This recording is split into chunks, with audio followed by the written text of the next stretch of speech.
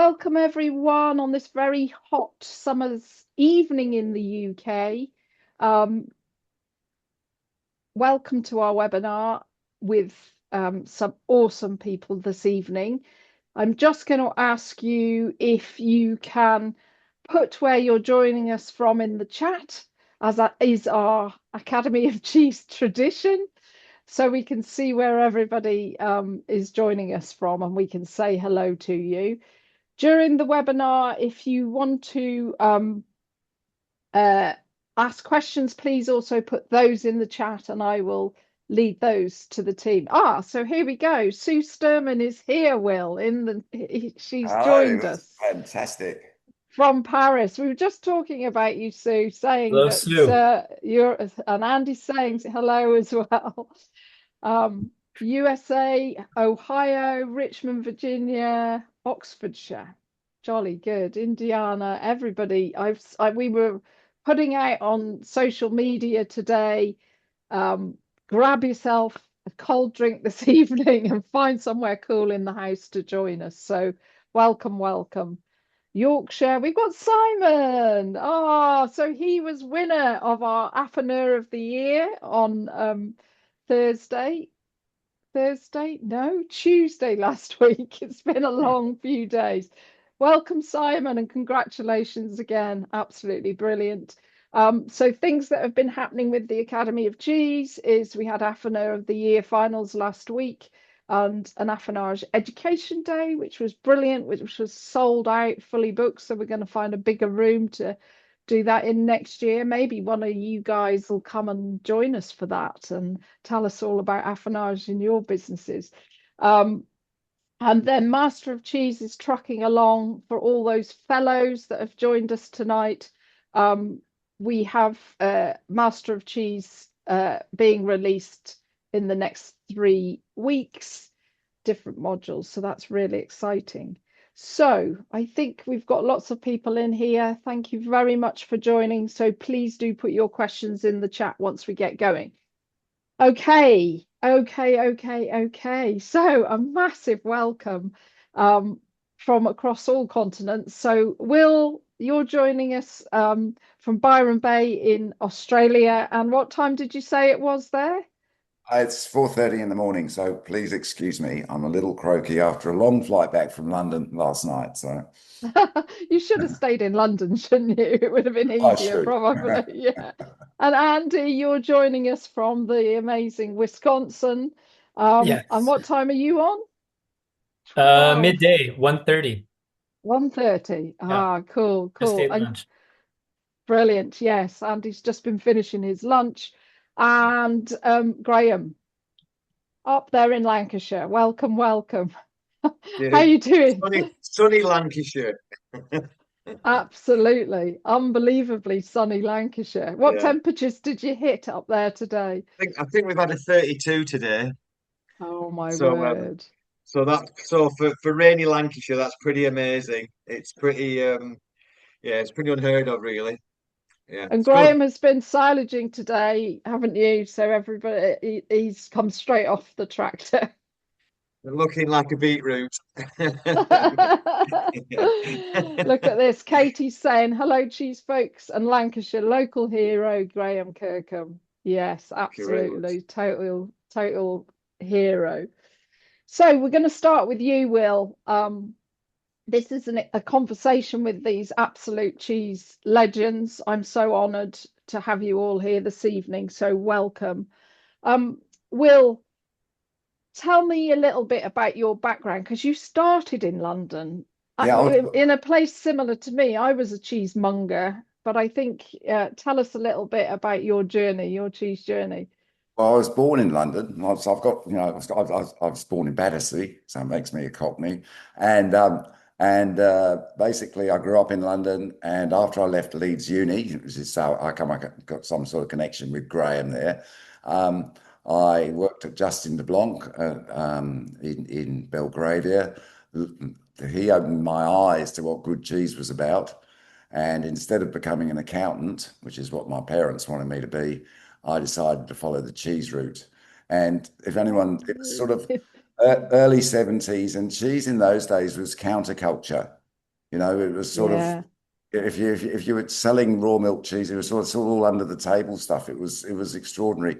And funnily enough, I got lucky. I was offered a cheese counter at a group called Europa Foods in Notting Hill Gate. Yeah. They asked me to set up an independent business there. And within 5 years, between the age of 22 and 27, I ended up with 6 shops. And Whoa. I'm a big customer of Harvey Brocklis, who was my supplier of continental cheese. Who And I worked for 9 years. did you? I didn't know that. Yeah. Simon York sends his regards. Well, this was in the days of Michael Day and a gentleman called Anthony, and they had a Ah, four. yes. But anyway, long story there. And then, funnily enough, for English cheese, it was terrible times. Graham might remember it. Everything had to go through Crumpways and the Milk Marketing Board, and we couldn't get cheddar or any cheese with any identity. So I'd We all sneak had a down. number. Yeah. So for the shops, we Well, couldn't. We Who had a number? The cheesemakers. yeah. So what Will's talking about then, and my mum relates to this, and it changed, I think, in 1991. But prior to that, we weren't. You didn't see family names in counters like Appleby's and Montgomery's and and Kirkham's. We're all a number. When we started making cheese, we took my grandma's number over, and we were number 39. So, and that was generic across everywhere. So yeah, our cheese was 39. So Wow, I didn't know that. That's really interesting. Well, so in keeping with the times, you can remember this is in the early 70s. Yeah. I'd creep down to Somerset, and Mary and the Quicks. The fact I think it was Quick. Mary Quick's mother had Yeah. started making cheddar, and there was a gentleman, an ex-naval commander called Mr. Riley, and or maybe it was Commander Riley. Anyway, we did a deal so we could get very old Quicks cheddar, 2-year-old Quicks cheddar for the shops, but it was totally illegal. It was the same sort of charge as getting done for smoking cannabis or something like that, which at the time was sort of fitted with the whole counterculture movement. And if you look at the early days of Neal's Yard Dairy, same thing. It was all counterculture. It wasn't this like all respectable idea. In those days, it was something you were doing something different. You were a threat to society at the time. It's funny now how I we think you've always been a little bit of a rebel, haven't you? maybe. Anyway, There's a lot of stories been floating around. Anybody I've asked about you was like, oh, yes, I can tell you about Will. you got to have fun. It's We'll not. It's leave not. that for, yeah. Yeah, that's actually. I was just thinking as we all joined here. One of the nice things about what the cheese world, the artisan cheese world, is it's quite small, but there's great camaraderie. It's like Absolutely. generally speaking, we all believe in what we do, and that's what makes it really special. So, Absolutely. and that's what the academy, that's what the academy does as well. It's really good. So anyway, in 1981, I sold the business and moved to Australia. I had an Australian wife. That's why I came over here. And, and when I got to Australia, there was no specialty cheese at all, nothing. Like they hadn't even heard of farmhouse cheese. It was all industrial, mass-produced commodity cheese, nothing. So I set about trying to change the look of Australian cheese. There was some new producers starting to make farmhouse cheese on the farm and needed names. Long story, but for the next 20 years, that's what I did, was basically become try and lead the way for Australian cheese, using the example of UK, funnily enough. In those Yeah. days, yeah, and in those days, American cheese was really backward too. It only really just the green shoots were just starting to show. Who were Um, your kind of heroes then, or that you were following their lead from the UK? Kind of Randolph or Oh, Randolph, yeah. Well, I used to come to London and stay with Randolph. Randolph, yeah, Randolph and I would go off into these powwows for hours talking about stuff that everyone knows about now, but we'd wander around talking about geotrichum and many visits down to the West Country to try and sort out the differences in, why cloth bound was important, etc. And Randolph was very influential in what was to follow. Um, I sort of led the industry over here. And in 1998, the Australian government decided to, and at the time I had a company similar to Harvey Broccoli's. And in 1998, the Australian government decided to ban the import and sale of all raw milk cheese. And that was really, well, for someone who was trying to educate the market and lead the market, that was devastating. So I formed an association to try and fight it. And Randolph came over and we smuggled all this, we didn't smuggle, we bought in all this raw milk cheese and we were allowed to present it for the Melbourne Food and Wine Festival. But on each corner of the room, there were these quarantine officers making sure nobody took any out of the room.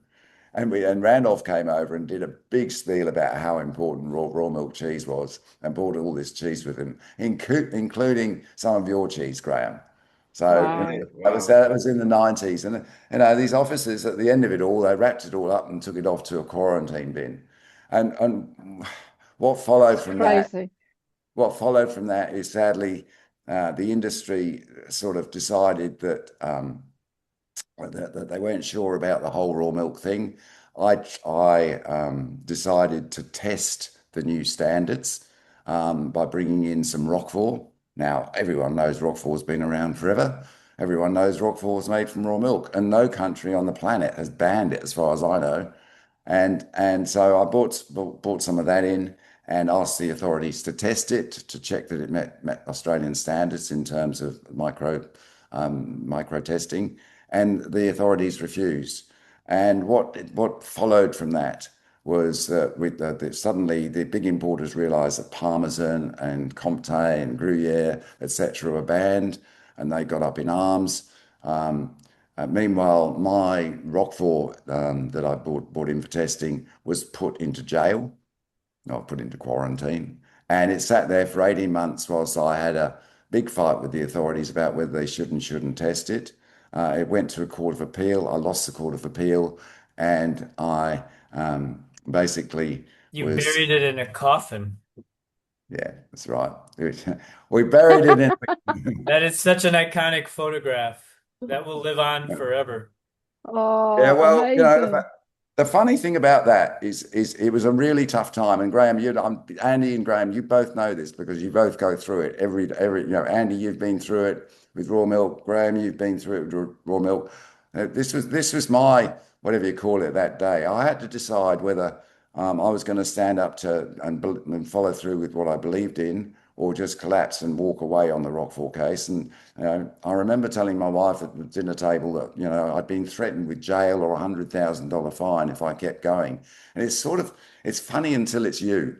And she Yeah. and during the course of it all, I got to be called a cheese terrorist and all the rest of it. So it was big. The funny thing about it though is that I didn't know at the time, but I do know now. Is it was very important because it changed the fact that Australia 4 years later did a complete U-turn. basically they sent a bunch of quarantine officers to Roquefort. They spent a lot of money investigating how Roquefort was made, and they came out with a 180-page report about why Roquefort was safe for Australians to eat, and they created a special exemption for it. And in doing so, they protected the right of Roquefort to be sold in the United States and Roquefort to be blue cheese to be made from raw milk. It was very, very important. If you read Paul Kinstead's book, he explains the whole trade links and the ban to all of that. And at the same time, Australia rolled over on Parmesan, Grana Padano, and Gruyere. And what's the current ruling in Australia? Is it the same as the US? No. Oh, So, good. so 2002, the Roquefort case came around. 2006, the Australian government finally rolled over and recognised there was a special exemption for Roquefort. At the same time, I lodged a special application for English farmhouse cheddar, and it took 15 years before that was looked at, another court of appeal, and for Britain to leave the EU before 12 UK cheeses were allowed under a special exemption into Australia. Yeah. Now, there are 12 UK cheeses made from raw milk. And the irony is we're not allowed to sell, we're not allowed to make similar cheese here. It's all covered in the new show. And it's pretty tragic. I mean, 2 courts of appeal, threats of jail, whatever. It's like crazy stuff. It And I just think doesn't make sense, doesn't it? And which program of the new series is that in? that's on the Australian app. I mean, the On the Australian app. Australian Yeah, episode. yeah. Okay, So we'll it's on. get to that. Yeah, Yeah. So and I think that the fact that we can't sell raw milk cheese is why, why do I make this series about cheese? And we've now made, I've actually made more documentaries about cheese than anyone. Okay, if you sat and watched them end to end, it would take you a couple of days absolutely. and Yeah. a couple of nights. Well, I mean, we're talking tonight about your latest series, which is Searching for a Taste of Place. And but previous to this, and you got very well known around the world for Cheese Slices, which is 62 episodes across 8 series or something, isn't it? Yeah, Which it's is 27. phenomenal. 27 countries, lots and lots of historical stuff there. And for Academy members, I've just put it out on YouTube. It's finally come out of license. So we put it on YouTube, and you should be able to find all of them. And there's some great historical stuff in there. I look at That's it, and to be amazing. honest, I sort of cringe slightly about my awkward style in front of a camera, but hopefully we're getting better. The cheese slice is available there. There's a really good story about Pleasant Ridge, when Andy was there in the background making cheese. And there's a great story with Graham where he managed to blow my eye socket out with his 303 and cause blood to go all over the place, which he thought was horrendous, very, very funny. And I was totally not impressed. No, blind, blind in one I eye. was blind. You It could have was, it done your was, David Bowie. Yeah. We're yeah, to yeah. we're to get some peas and some cold things to put Frozen over peas. Will's eye because he split his eye down there, and you're in a real fizz because you had to go off filming somewhere else, and you didn't want all these cuts and marks on your face. It was quite dramatic. He could have just said he got into a fight at a Rolling Stones concert, though. Hey. How did we end up doing that? That's ridiculous, isn't it? We ended Just up hope you were outside. No, because Graham has this secret club where I don't know if you still do it, Graham, but in those days he used to get all the It's not secret anymore. well, that's right. He used to get everyone there and shoot all the bad cheeses. Oh, And yes. there's actually a bit of a secret there. There is actually an annual event now held somewhere where Oh, normally on the 1st of April, where we meet at a certain cheesemaker, and it's a bit of a gathering, a bit of a get together, let a bit of steam off, but it still Yeah. happens. Where was my invite? You'll know who I'm talking about. Yeah, absolutely. Absolutely brilliant. And shooting at rotten cheeses is great. I'm sure none of you make rotten cheeses. So moving forward, Will, you've also written books. You've written 2 books and collaborated on a book called Melt, which is brilliant. Are those still available? well, you can pay a fortune for them. They're around. Oh, yeah. Yeah, I mean, the first one, Chalk and Cheese, it was hard to write. Look, I live in a country that's 12,000 miles from anywhere, and it's essentially the culture here is pretty much according to type. There's some really dedicated cheesemakers, but overall, we're the tyranny of distance and the tyranny of quarantine and everything else makes it pretty hard to write a book about really good cheese. So Yeah. Chalk and Cheese was written in the early 90s, and it won a Gourmand Bleu Cheese Award, and it's a great little book. And I look back on it, but if you want to see how things have changed, if you find that book and you look at something like Bronwyn Percival's book, you suddenly realize how much we've learned over time, which Yeah. is fantastic. And people share their knowledge, don't they, in this industry, which is what we love. When people really generous with especially cheesemakers, generous with their knowledge. And that's one of the, and Bronwyn's been fantastic. And one of the highlights of Cheese Searching for a Taste of Place was actually the interview between Graham um, and Bronwyn talking about the cheese. We were there for a day, and it was all fantastic. It was really fantastic, interesting stuff. That's on the milk and microbes. Yeah. Sue Sturman helped us a lot with that. Thank you, Sue. And without her, we couldn't have done it. And we looked at the difference between Salaire's tradition and Lancashire, and that was basically based on Bronwyn's book. And I guess the big disappointment on that particular trip was that the cows went out in the fields as we expected because it had been a very cold May. So that we struggled with Oh, that. And oh, we two of also, my favorite cheeses. So I was completely in love with that series, that episode, and it's very, very educational.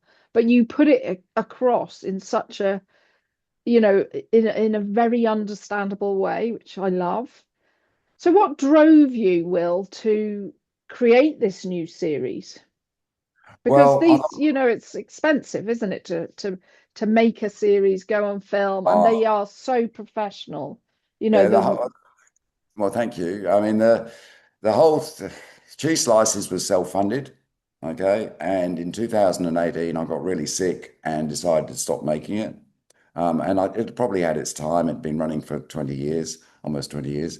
And decided to stop making it. And then just during COVID, I sort of got itchy feet. This is funny, this business. Cheese, once you're in it, you can never look at you, you can never get out of it. It's like, you go, oh, maybe one more time, one more time, one more time.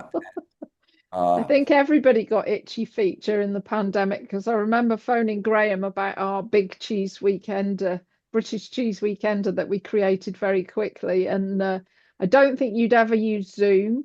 I don't think you had a mail order website, did you? You never No, sold anything yourself. Now you have mail order, you have a farm shop. yeah, It's yeah. just like We've got it changed Chilton so cheesemongers. Yeah, it's just changed it's so many exploded that whole avenue. businesses. Yeah, Yeah, yeah. Sorry, yeah. anyway, back to my question to you, Will, which was um, why did you do it? Well, I know. I've picked up, well, really just to share the information. And this cheese searching for a taste of place was a new direction. I really wanted to say stuff that I hadn't said in cheese slices, something a lot more serious. I got lucky. I found a new producer called Stuart Goodman, who's very, very professional, which is, all credit to him that this new series is so good. He taught me a lot. And initially I tried to pitch it all through the States during COVID. I spent 18 months signing. Anyway, long story short, I couldn't find anyone to back it. So I backed it, which was probably, I don't know, Wow. idea or not. So I backed the new show. And the nice thing is at where I am in my life, I'm really happy with it. It's great to do something that you're satisfied with. When you write a book, at some point I'm sure it's the same with cheese making. At some point just got to let it go. I know Graham and Andy are the same, you go, oh, yes, but there's always a yes, but there's always a mistake. I Um, know Graham's never going to let it go. Always searching for perfection. well, you do. Oh, well, And that's what we are, aren't we? I have a saying, and the saying is in the morning or through the day, we're going to do better today than we did yesterday. That's what we're going to do. Brilliant. That's the saying we That's have. Yeah, really good team yeah, rally, isn't it, as well? yeah. I've Rally them up. got We'll do. Johnny Tyson's, who's just become one of our most recent fellows. That means he's passed his level 3 Academy of Cheese certification. Hi, Johnny. And he's saying, I watched loads of cheese slices while studying for the level 3. Great watch. So there you go. It's inspiring and helping people. And I'm sure a lot of the certified cheese professionals in the US as well. So what yeah, was well, your most memorable moment, Will, from the filming, or was there any disasters, or was there any wow look, moments? yeah, look, there's every single episode has wow moments. If you watch them back, every all the way back to cheese slices days, everything has a wow moment. It's not easy. You're a small crew. There's only 3 of you, 4 of you, and you're traveling.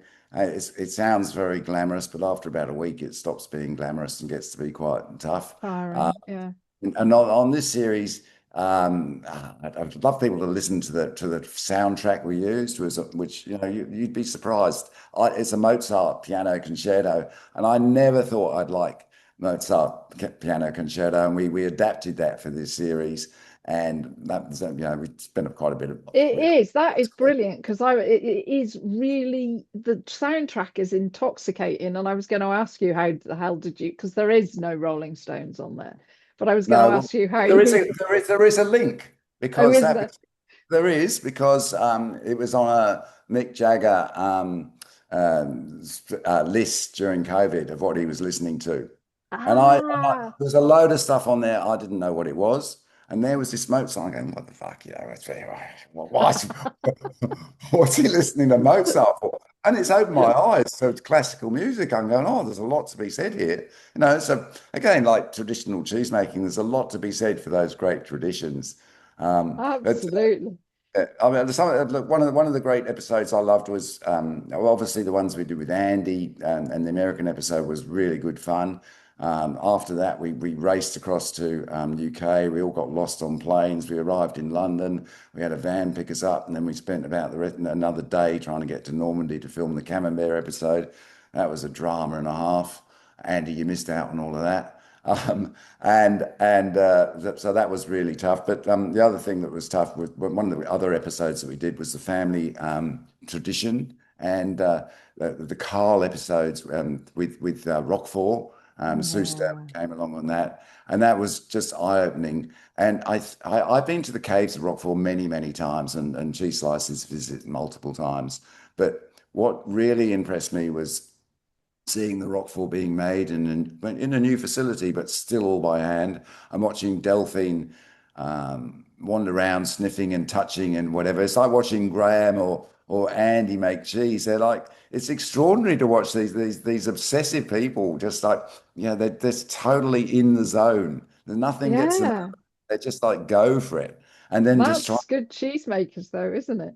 and trying to unravel why. I love the why. It's like the whole why of it all. And often when you ask why, sometimes you just get the answer because, and then you have to prompt them. Well, is this or is it that? I mean, it's Yeah. like, for example, in the wood that's used in the caves to hold up the cheeses of Roquefort is all cut according to the moon. Would you believe that? It's all cut in the winter when there's no sap. It's left on the ground all through the Yeah. summer so it can dry out. Try out. Yeah, and then it's put into the caves. Who would have known that? And what an amazing town Roquefort is as well. We were lucky to go there on one of our camping trips, and it's just beautiful little town. And Delphine's the only producer still using the loaves 100% Yeah, for making for making them. Roquefort. There's a few use sort of like pretend to, but she's the only one actually. Brilliant. So That's that's amazing. Sue is saying she will remember we were filming during COVID. well, yeah. And the problem during COVID wasn't good because actually, when you get COVID, and I'm not going to tell you where, what do you do? You've got a film crew and you've got COVID. And what do you do? I mean, what do you do? Do you say, hey, Graham, come, or hey, Andy, guess what? I've got COVID. I'm just popping in to do some filming. Do you mind? It's like, Mm. it was tough. It was hard. But anyway, we did it. You're And outside, it's fine. it was good. Yeah, nobody, it was So good. we've got a question from Tom Healy as well. So, did you ever film cheese slices in Ireland? Yeah, we did. And what's your favourite farmhouse cheese in Ireland? Ah, well, we did. And there's a story behind that. Yeah, basically, we filmed in Ireland in 2006, and the Sheridans was the highlight, but it was the highlight for a bad reason. You talk about stuff, okay? So here's the story for you. So when I first started making cheese slices, I was really worried that it was all about ego and not about the cheese. And one of the things I've really tried to do with all these series is not to be the personality plus. I know everyone loves personality plus, but for me, it's meant to be about the cheese, not about Will. Okay. Yeah. And I was worried the way you're always pushed in this industry is you're trying to balance entertainment with information, and it's tough. you're trying to get a message through, but you can't be so boring that nobody wants to watch it. On the other hand, you don't want to sort of get into some big ego. The story is with Sheridan's, we were meant to film a chef there who'd been making blue cheese ice cream with a chef, a very famous Australian chef called Tatsuya Wakudu. He'd moved to Ireland, and when we got there, he couldn't film because he'd had a brain hemorrhage the day before. Mm. And we filmed an alternative story, and I'll never forget going to his bedside Mm. and talking to him. So go on, get up. You know, you got to get up. He was trying to make a film, etc. And he was comatose. And then seeing his young Oh. family come out, and a few days after we'd finished filming there, um, he died. And Oh no. the important thing about that was that the response from his family and everything was so positive about the fact and made the effort to actually hang around and sit around with his friends in the hospital. And I sort of wondered what I was doing there, but at the end of it, I realised that you sometimes doing this stuff you have to sort of be something to other people, if that makes sense. It meant something to them, Absolutely. which made me realise that I should stop worrying about me and just be something for them. Sounds Yeah. nuts. It just No, but it's wise words. It's wise words when you look back on it. Very yeah. wise words. And And I mean, moving sort of, sorry, you should answer the question really, although that's an awkward question. What's your favourite farmer's Irish cheese?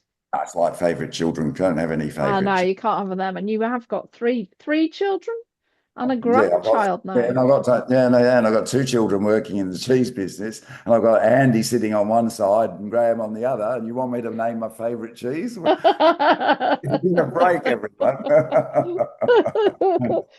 So when we were just having a catch up before we came into the webinar, you were talking about family, and this is probably a great way to introduce Andy Hatch of Uplands Cheese, because the time you spent with Andy, you were saying that you had a wonderful family meal when you were filming um, Yeah, the most recent time there. yeah. Look, Andy is one of my American heroes when it comes to cheese making. He puts so much into what he does, and in terms of affinage, I don't think, apart from Graham's affinage, of course, I don't think I don't think you'll find a better affinage facility on the planet than the one that Andy runs. Okay, Andy, your attention to detail is extraordinary. If you can find a cheese mite in your place, well, good luck. You can't. Well, you can, but it's like they're pretty tough. And he's just got it down. He's got it nailed down. And the other thing is, Andy, well, he's a hero of mine because he sticks to his guns. He sticks to making cheese on a seasonal basis. He's stuck his neck out on making raw milk cheese, soft raw milk cheese in the States, which is not easy. And he's one of those people that really calmly and Mm. meticulously approaches cheese making and produces a fantastic product, with a genuine taste to place. It's fantastic. Absolutely. And with your affinage hat on, Andy, you started, I hear, as a cave rat. You called yourself. Yeah. Tell us about your journey a little bit, and you know, tell us a little bit about your cheese life. Yes. Well, I grew up here in Wisconsin, but my parents didn't milk cows or make cheese, which is unusual in our industry here. For the most part, they're family businesses. But I had, a kind of a classic dairy farming and cheese making education. I went to the University of Wisconsin, which is probably the best dairy university in the country, which was in my backyard. And we have cows and cheese making on campus. And so that was kind of a classic technical education. And to become a cheesemaker in Wisconsin, you have to serve apprenticeships and ultimately take a test, have a license. So yeah, my education through that was pretty standard. And I think I tell this story in Will's episode while I was an apprentice at Uplands 20 years ago. A cave rat, as you say, although in modern I parlance, can't imagine yes, you being a rat at we've moved all. beyond, yes. Uh, I ran off from Neil's Yard and David Lockwood came to visit and offered me a job because, of course, we only made cheese in the summer. And so the next couple of winters, I was in my early 20s. I went back to England. I'd work in the cheese shops at Neal's Yard in London on the weekend and get out and visit cheesemakers during the summer. And that really was kind of the other side of my education. University gave me, pretty strong technical foundations, but getting onto old world cheesemaking setups in England and then down on the continent through Mons and people that Neal's Yard really introduced me to. And were you Rounded out mongering my when education and. were you mongering as well at in Neal's Yard Dairy? Were you selling the cheese, or were you in the caves at that stage, or in the maturing rooms? Both. Both. Okay, Yeah, cool. the first winter I was on the slate, as they say, and by the second winter there's like, like the shy American boy, like, why don't you go organize the stock room? And uh, I wasn't a great cheesemonger, but it was eye-opening in a lot of ways. Tasting that Mm. many cheeses every day was eye-opening, and then visiting a lot of farms in England, like Graham's or Montgomery's, we're about the same scale, and philosophically, how they organize their businesses, owner operator, cows are right there. You don't have a big sales team. Guy like Graham touches everything, and we kind of modeled ourselves here on that, which is not that common in the States. So it was really important for me to kind of reinforce those kind of the philosophical taproots that of the old world, and because running a business like we do here is very uncommon. Farmstead cheesemaking, raw milk cheesemaking, and we get a lot of support from the cheese industry in Wisconsin. We're not a black sheep, but um, when I need to learn something about raw milk cheesemaking, often I'm calling across the ocean. Oh, okay. So, what year did you buy the Uplands 20 business, cheese making? 2014. Okay. And at that point, so Ridge Reserve was their cheese, Yes. but you came on board or bought the business, and then it won 3 times. Will, Yes. champion the American Cheese Awards.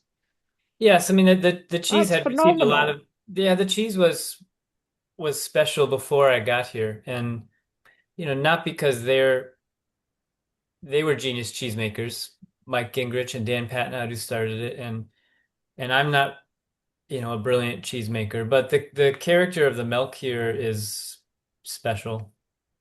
And the affinage, like Will said, we are painstaking. We take the path of most resistance when it comes to some of these things, and they just never wavered from that commitment. So we're not exceptional cheesemakers. I think we have really special milk and a kind of a maniacal commitment in the caves. And that was in place before I got here. It's really what attracted me to this place. And I added a second cheese, Rush Creek Reserve, which we'll talk about, a small soft cheese. And that's a great example of, kind of the old world education I had. Through Mons, I got to work in the Jura. I learned to make Vacherin Mont d'Or at Fantastic. Sensei Richard. And, Rush Creek is really kind of is inspired by that cheese. And And that has taken over you work, that's the milk during the down season for the Pleasant Ridge Reserve, isn't it? Yep, in the autumn months. Cool. For those that don't know, so Pleasant Ridge Reserve, tell us a little bit, just describe that cheese to us in case people don't know about it that have joined us tonight, and the flavor profiles and where those flavor profiles come from in the milk, that because you work very much closely.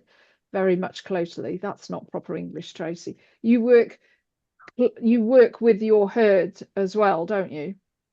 Yes, it's all right here. I'm in my house, and the barn is right there, and the creamery is right next to the barn. Oh, It's all fantastic.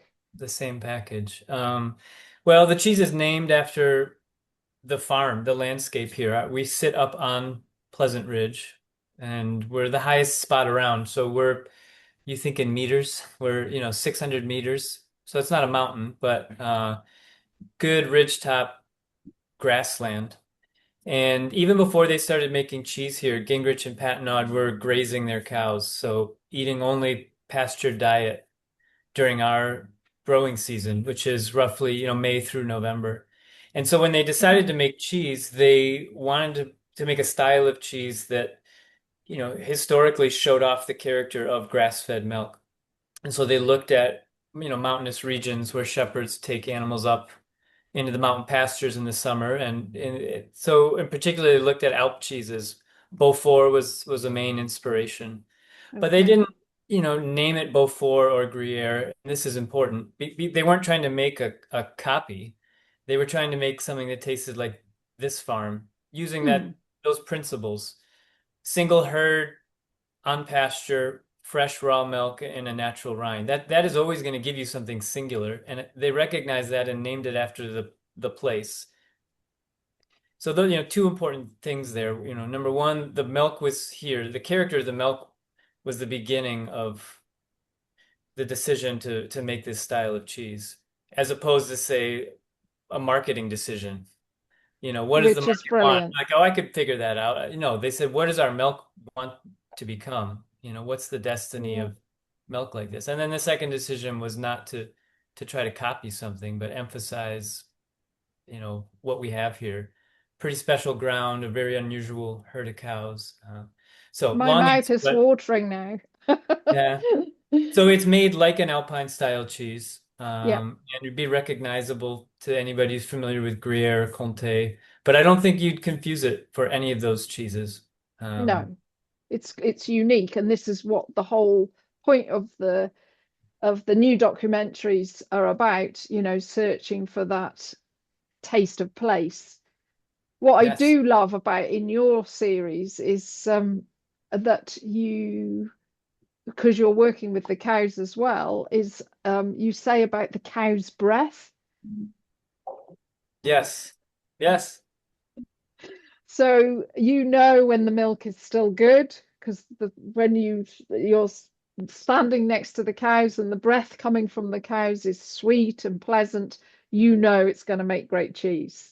Is that right, or is Yes, that and I'm just sure, a fairy tale dream? I'm sure it's eliciting a lot of eye rolls, but I'm sure Graham knows what I mean. I mean, you spend a lot of time close to your cows. It's like You having just a big, know when they're right, don't you? You like yeah, condition. I know what you're saying, and how bright the eyes are, how their ears stand up, how the breath smells. Wet noses. You just know when a cow's in really good nick, and you know when that's really good milk. And so I know yes. exactly what you're talking about, Andy. Yeah, there Yes, you go. and for us, we feed our cows kind of a conventional winter diet, and we won't start making Pleasant Ridge until they've transitioned to all pasture. So yes, we're looking at grass and is there enough to eat out there? But really, the change we smell like in their That's breath. brilliant. Yeah, That is so cool. And I think Will at one point in one of the series, one of the episodes, I can't remember which one, but you go and you talk to the cows and you say, I know the milk in this, the cheese from this milk is going to be good because these cows are happy. Yeah, that was filming at Salers. I mean, Salers, they're Yes, beautiful. it Yeah, I mean, was.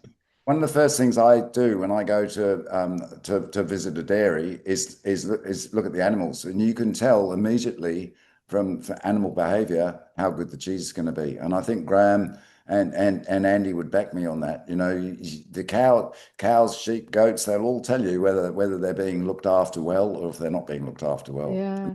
And I think the Sellers brand is breed, sorry, are quite feisty, aren't they? Well, they're Can pretty they be nice. quite feisty? Well, you'll see in Cheese Search and Taste the Place, I had to sit in the middle of a whole herd of them talking about them, and that was certainly slightly confronting because their horns are about this long. yeah. So, Yeah, yeah. And you're tiny. Brilliant, absolutely brilliant. Right, well, we better crack on and move on to Graham. Thank you, Andy. And we just love your cheese at the Academy. We don't get to taste it very often, but we drool over it. You're in our cheese library. Pleasant Ridge Reserve is studied at level 3, and Right. yeah, Yeah. Thank so you. Thank people you. know all about it. And hopefully we can get some over to. I don't think it's sold in the UK anywhere, is it? No, it was for a time sold at Neal's Yard and La Okay. Lingerie, and the customs and the transportation. We Oh, never really able to it's work just it out. And crazy, isn't yeah, it? COVID killed that properly. Absolutely. Well, Brexit. We don't talk about that. Okay, Graham, you're here in Lancashire, straight off the tractor. Took The over. genuine article Yeah. with a genuine accent. So when I was a cheesemonger back in the early 2000s, and I had my own cheese shop for 6 years, obviously it was then Mrs. Kirkham's Lancashire, and I think Ruth was still heading up the cheese making, your mum. Yeah. And then you came back into the business, didn't you? Tell us a little bit about that. So we started making cheese back in 1978. So we've been at it. So we're coming up soon going to be 50 years, aren't we? So where's that gone? How's that happened? Nearly 50 years. So I'm third generation cheesemaker. So it was me grandma, Mrs. Towell, and my mum's mum. They made cheese in a small village called Inglewhite, not too far from here, only a few miles. And it was in 78 when my grandma retired. And then she persuaded my mum to start making cheese. She didn't really want to, my mum, because it was, it's a lifestyle, isn't it?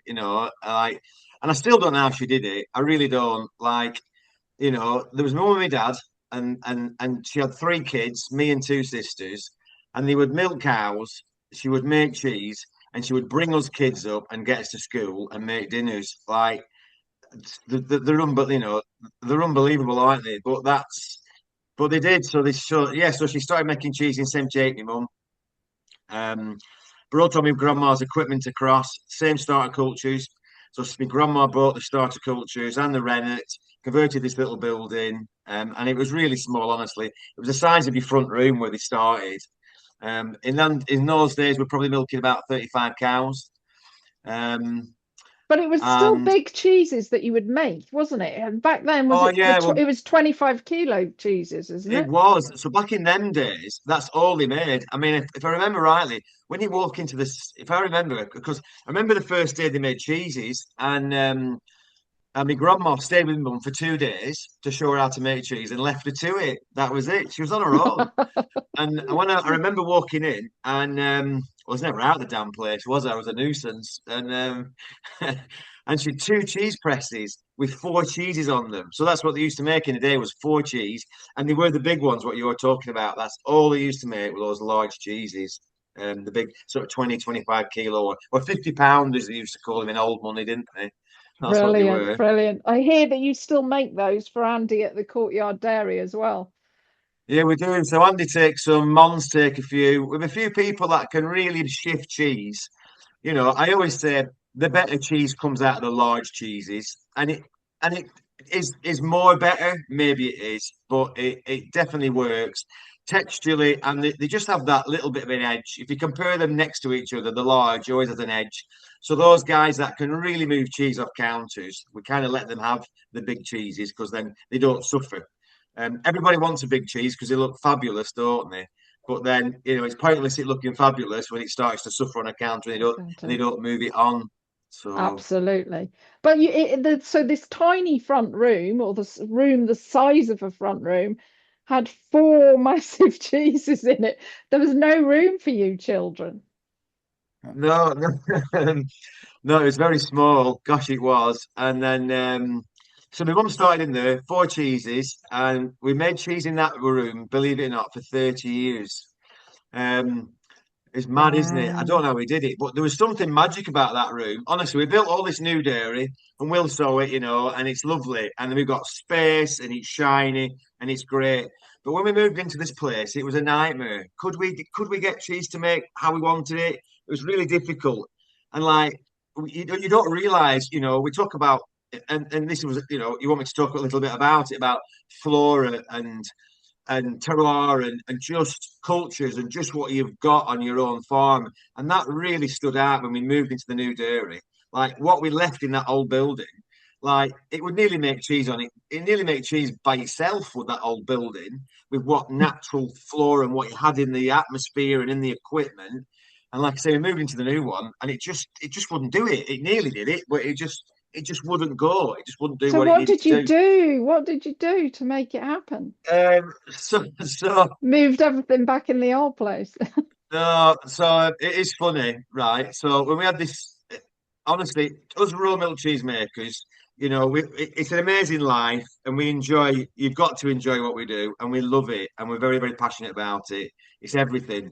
But I tell you what, it doesn't have to bring its challenges. Like my goodness, and this was another one. So we got in, and it wasn't working right, and it went on for months. This, you know.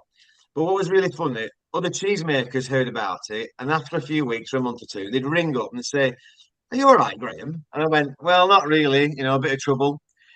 Yeah, so I remember that. We moved into our dairy 15 years ago. Same thing happened to us. Yeah, it'll be all right. It will unravel itself and it will get going. But what you should have done, so they all said what you should have done was obviously introduce some starter cultures. You should have, thrown some whey around and just Land get on that the floor. natural flora working in your room. Use some just further liquid and wash the walls down. You know, nothing to kill any bacteria. Let those bacteria start to grow and thrive in that room. So that's what we should have done, and we didn't.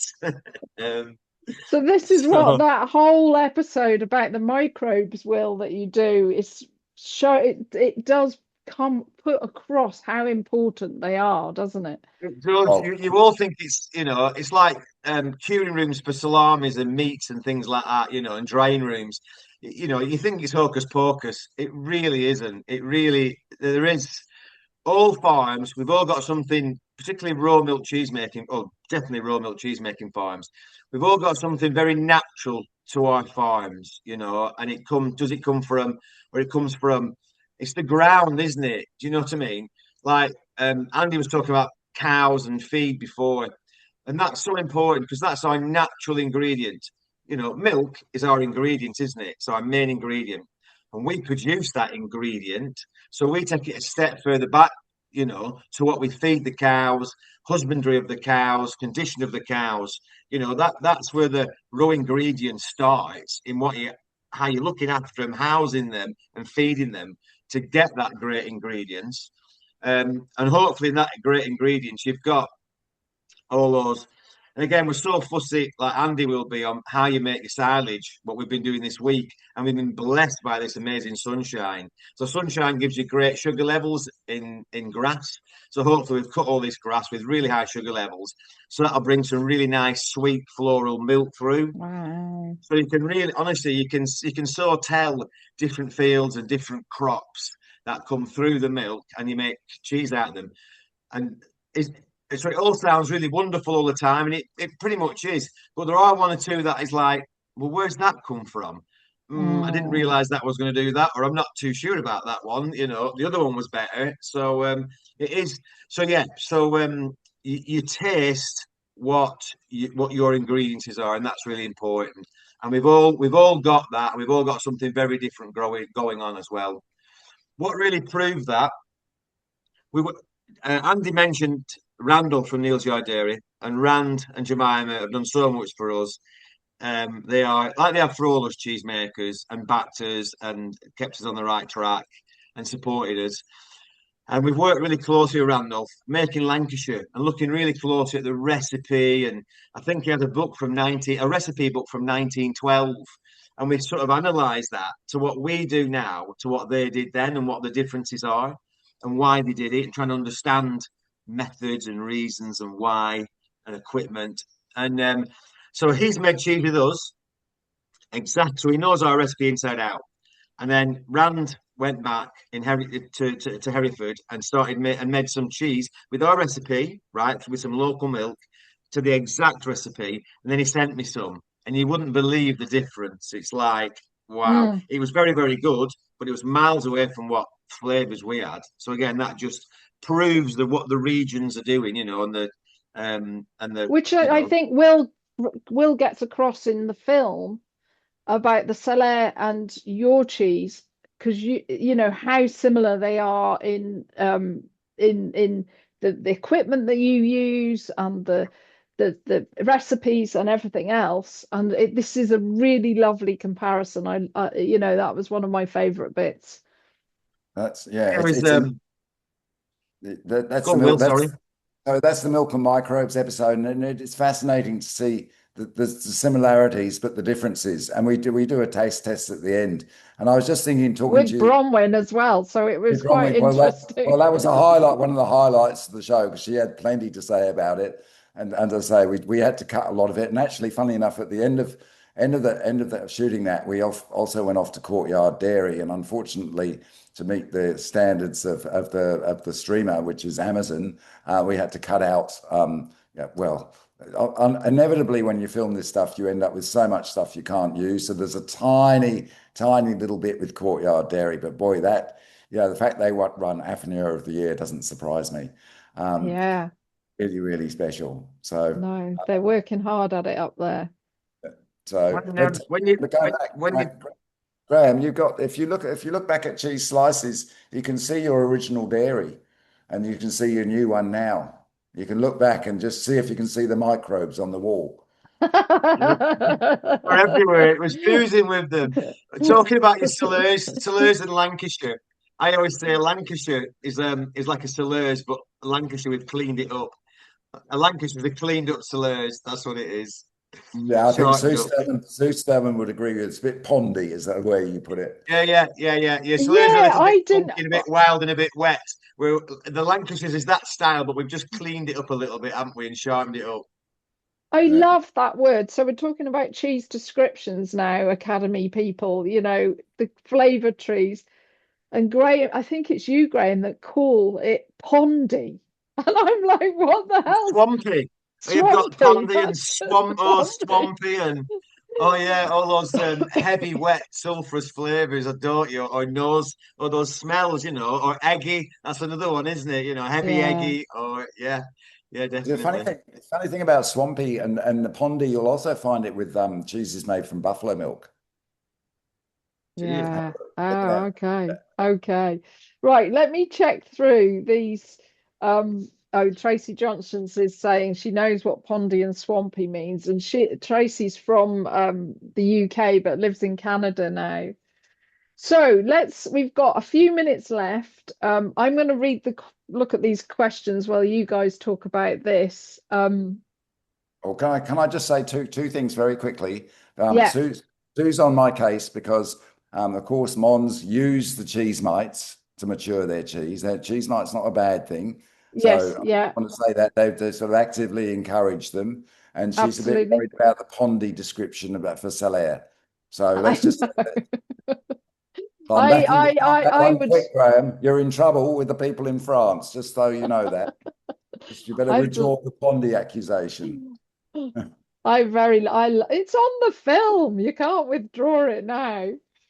It's you've kept it in the film, but I think it's, everybody gets different flavors and different times of year. That's what it's all about and what makes us love cheese so greatly. Um, Remind us, Will, because I want people to see this. We have Amazon Prime, so I'm very lucky. Um, but it's now available. Remind me us where the Uh, new so, so series are now available. the new series is called Cheese Searching for a Taste of Place. There's six episodes, 6 hours of scintillating documentary about cheese. Essential viewing. It's available in the States on Amazon Prime to download. And it's also available on Tubi. In UK, it's available on Amazon Prime. In France, it's available under a slightly different name, Sur la route de fromage avec Will Stud, on Canal Plus. It's available in Japan on Wow Wow Channel. It's available in Australia on SBS. It's available in the Philippines and loads of other places. So it's got a Oh, okay. huge audience, but I'm hoping to get it out there so that people watch it, because it's really important that people watch it. And the whole idea is that the more people watch it, the more they'll go out and look for great cheese and support artisan cheese making. Because let's face it, guys, the whole industry's been under threat for a long time, and we're still under threat. And it's important that we try and preserve it for future generations to enjoy. Absolutely. The hard work that you guys put in is phenomenal. It's something we're pushing all the time. I'll get those international where you can view, Will, and we'll make sure we put that on the website when Thank you. this episode of our of the webinar goes on our Cheese TV. So just quickly, I don't know if any of you can say quickly. So why raw milk? Why raw milk? What makes that so special? I'll go first on that one, if you don't mind. Yeah, Most important thing is flavor. And then but the most important thing now that milk's so clean is also diversity. And the most important thing of all is integrity. Integrity, it all comes down to integrity. Okay, gentlemen, you'll go. as succinctly as that, Graham. For me, it's all about its flavor, isn't it? It is like it's just layers of flavor, isn't there? And what I talked about before about what the cows eat, your natural flora, what Lancashire's got, what Beasley Farm's got, this place, you taste it, don't you? And we nurture it and we look after it, and you can see when you hand for somebody a piece of cheese and they taste it, and you watch their eyes light up, and it's like, and they say to me, what have you just given me? Like, wow, that is magic, isn't it? To be able to do that is just pure magic, isn't it? With a piece of cheese, So it's flavour, and then and again, I do think there's a lot of gut flora, that element of it. It's healthy, isn't it? You've got all them huge vitamins and vitamin D's and K's and calciums and caseins and protein, and it's a superfood, isn't it? So for me, flavor and it's just good food. It's healthy. It's just good eating. Brilliant. And Andy, come on, we've given it you on a Yeah, plate yeah. now. We've given it you on a plate. I Begins with think S. I'm interested in things that are singular, and you can look at that on an isolated case. Like you hear Nina Simone sing one line, you know exactly who it is. So, individually, things that are singular are interesting. And then you step back and look at the industry, lots of different singular things gives you diversity. And, this is a bit of a borrowed line from somebody in the wine industry, but like, look how interesting it is that we all look different and sound different. What would you want to spend your time around people who all look and sound the same? And this is where cheese, parts of the cheese industry are headed. Sameness, dullness. And so, on an interesting level, raw milk cheese is really interesting, and big picture, it gives us an industry that's way more fun and meaningful, and gives us a lot to celebrate and learn. I think that is so well said, and I think it's a lovely way to finish. If we haven't answered your questions because we've kind of run out of time and gone over, I'll send them to the guys and get them to you beyond the webinar so we can do that. But I would just like to say thank you so much for coming in all these different time zones, and Will managing to stay awake, bless you. Go and get a big sleep now. It's been brilliant, and we've just touched on the surface of it tonight. So please, please go and watch this. You've got 6 hours of Will Studd running around talking to these amazing people and cheesemakers, and the scenery is beautiful. You've got music inspired by the Rolling Stones in there, so I think we're good to go. But thank you guys, it's been lovely to have you all with us. Thank you so much. thank you, Tracy. Thanks for what you do. Fantastic. No, not at all. Thank you, Tracy. Good evening, Thanks, all, and Kirsty. afternoon and morning. Good seeing you guys. Thank Absolutely you. brilliant. Bye-bye, Take everybody. care. Bye bye now. Okay. Bye-bye. I'll send you guys the chat as well. Thank you. Thank you. Thank you.